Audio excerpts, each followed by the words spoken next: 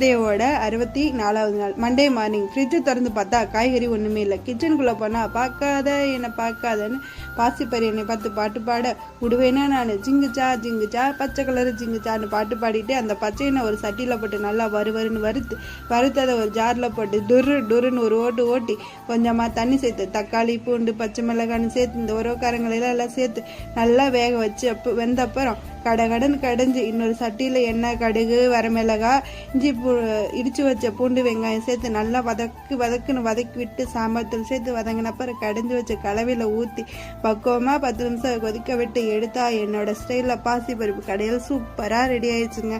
ரசித்து பாரு, ருசித்து வாயிலவை. சரிங்களா? இந்த பாசிப்பயிரில் என்னென்ன சத்து இருக்குது அப்படின்னா vitamin A, vitamin C, vitamin K எல்லாமே இருக்குது. என்னோட வீடியோ பிடிச்சிருந்தா லைக் பண்ணிக்கோங்க, ஷேர் பண்ணிக்கோங்க, சப்ஸ்கிரைப் பண்ணிக்கோங்க. Tata, bye bye, ready.